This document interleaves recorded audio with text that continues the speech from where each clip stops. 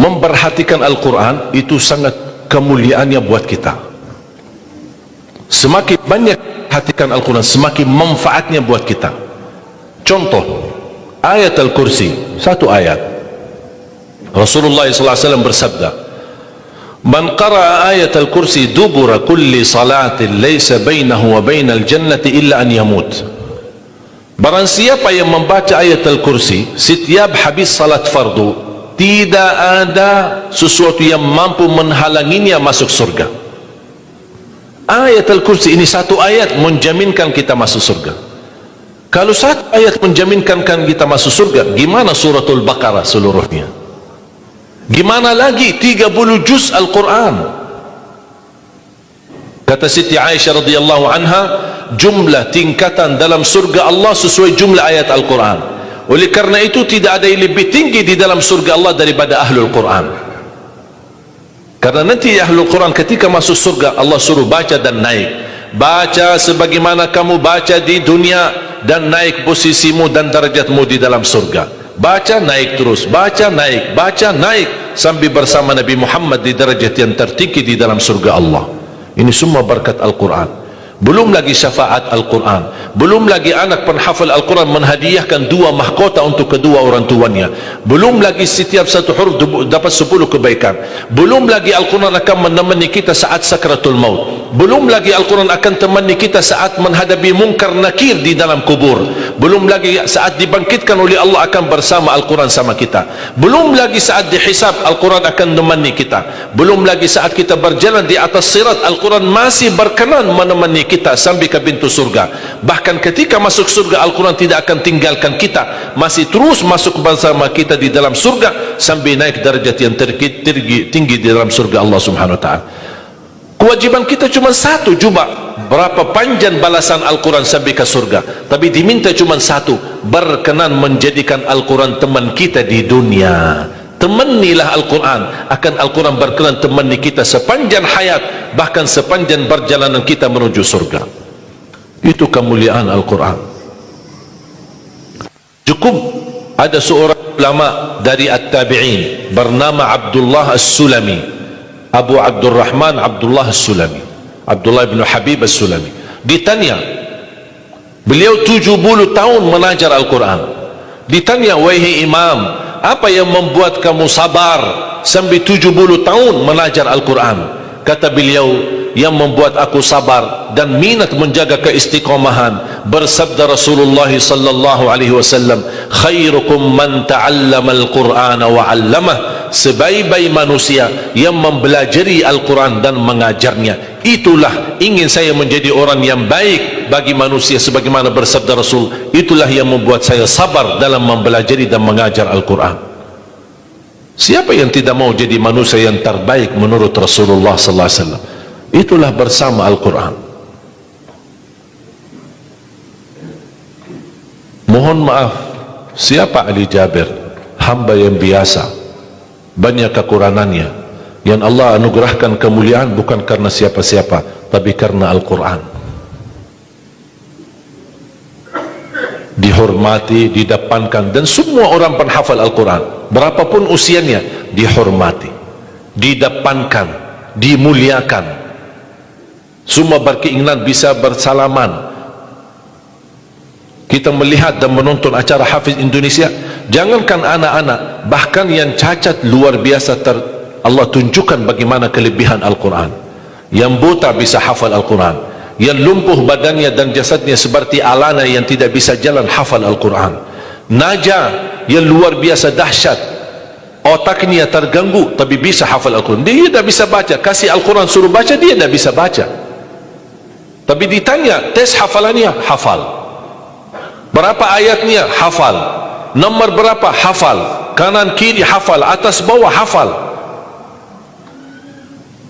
Allah menunjukkan kepada kita, Allah tidak akan melepaskan Al-Quran menjadi jaminan ditolong. Inna nahnu nazzalna dzikra wa inna lahu lahafizun. Kami telah menurunkan Al-Quran dan kami akan menjaganya. Di antara terjaga Al-Quran secara fisik, terjaga Al-Quran secara tulisan, terjaga Al-Quran secara suara, dan terjaga ahlul Quran, para penghafal Al-Quran.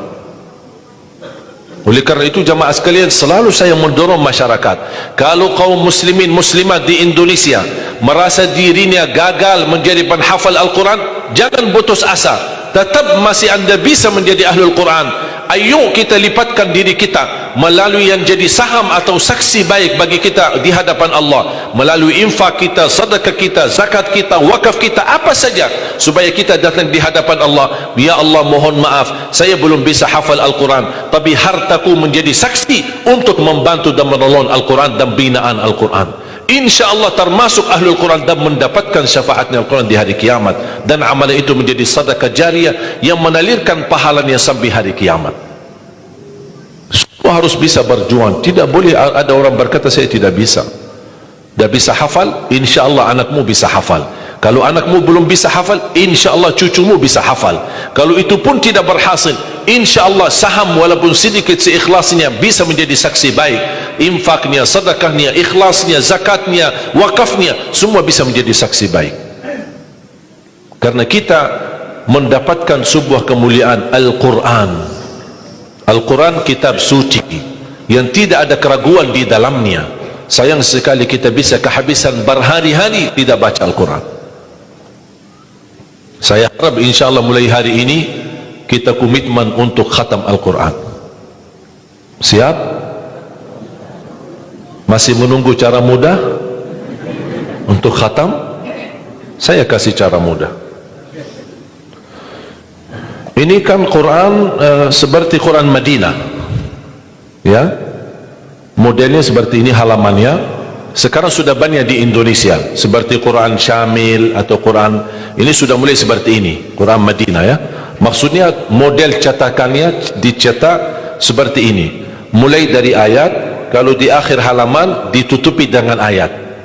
Dulu Quran lama, setiap halaman kita buka kadang-kadang ada separuh ayat di halaman kanan, sisanya di halaman kiri. Sekarang Quran Madinah tidak boleh begitu. Termasuk sudah mulai di Indonesia yang sudah disahkan oleh Kementerian Agama, disesuaikan seperti Quran Madinah. Jadi halamannya atas mulai dari ayat, kalau di akhir halaman ditutupi ayat, tidak disambungkan ke halaman berikutnya, supaya teratur. Di antara mereka susun setiap satu juz 20 halaman, dihitung seperti itu supaya rapi. Apa tujuan? Sebenarnya saya mengambil kesimpulan dari hikmah itu. Kenapa setiap juz 20 halaman? Ternyata saya bisa bentuk cara mudah mengkhatam Al-Quran. Setiap waktu salat baca 4 halaman, 4 kali 5 waktu 20, sudah khatam 1 juz. Jadi kalau khatam tidak harus sekaligus. Jangan habis ceramah anda posisi iman yang mulai naik, semangatnya luar biasa, pulang ke rumah baca Al-Quran 1 juz, besoknya masih semangat baca 2 juz, 3 juz, dan seterusnya. Begitu menurun semangat, tidak baca 1 tahun. Tidak boleh terlalu semangat, tetap semangat tapi diatur semangatnya. Standar 1 juz, tidak usah berlebih-lebihan. Jaga 1 juz, sedikit demi sedikit, istiqamah lebih baik daripada banyak tapi terputus. Dan itu bersabda Rasulullah SAW, khairul amali adwamahu wa inqal, sebaik-baik amal sedikit tetapi istiqamah daripada banyak tapi terputus. Makanya setiap waktu salat baca 4 halaman, 4 kali 5 sudah 20. Kira-kira cocok? Hah? Siap bu? Mau fikir dulu ya?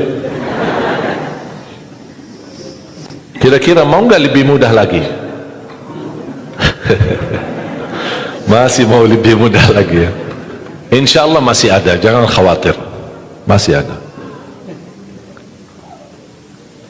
Sebelum salat baca 2 halaman, habis salat baca lagi 2 halaman. Gimana kira-kira cocok? 2 halaman sebelum salat. Kalau 4 halaman sekaligus terlalu berat, tak apa-apa, bagi 2 halaman sebelum salat, 2 halaman sesudah salat. Jadi berapa? 4 dikali 5 waktu berapa jadi? 20, sudah khatam 1 juz. Kira-kira siap?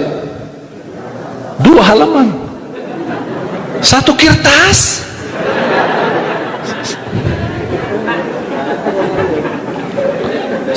Satu lembar ya, 1 kertas, 1, cuma bola balik, masa keberatan, cuma 1.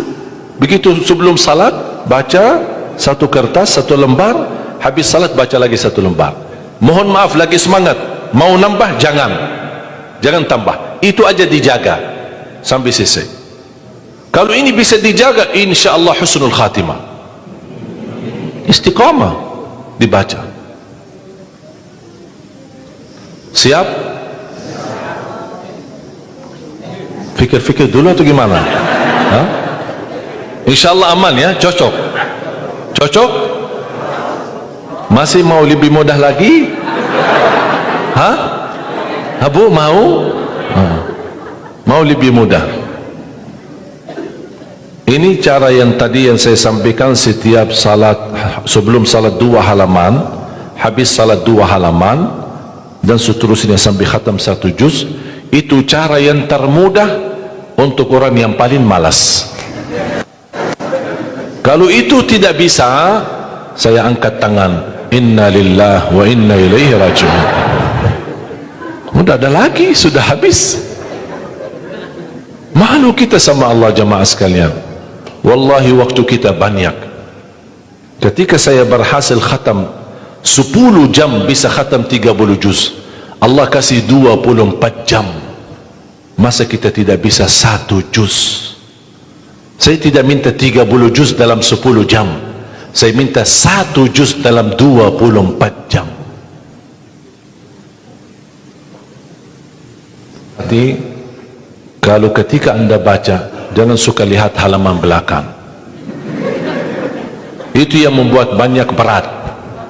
Misal baca Al-Baqarah, sambil dia baca a'udzubillahi minasyaitonir rajim, bismillahirrahmanirrahim, alif lam mim, dzalikal kitabu la raiba fihi hudan lil muttaqin alladzina yu'minun. Banyak. Sadaqallahul azim. Tidak jadi lanjut karena dia fikirannya sudah berubah. Dia tidak melanjutkan apa yang dia baca, tapi dia sudah membuka jumlah halaman begitu terlalu banyak. Aduh ya Allah, bukan saya tidak mau, masalah tidak ada waktu. Padahal kalau dia lanjut, ada kesibukan, tidak apa-apa, berhenti. Berhasil 2 halaman, berhenti. Ada urusan aktivitas, ada tamu di rumah, tidak apa-apa, layani sebentar, habis pulang lanjut lagi. Walaupun 1 halaman, walaupun separuh halaman, tidak apa-apa. Tunjukkan yang terbaik, walaupun itulah kemampuanmu. Tunjukkan, ya Allah mohon maaf, kemampuan saya cuma separuh halaman, tidak apa-apa. Allah senang apapun yang kita kasih, Allah senang asal istiqamah. Allah suka. Allah tidak minta yang banyak, Allah minta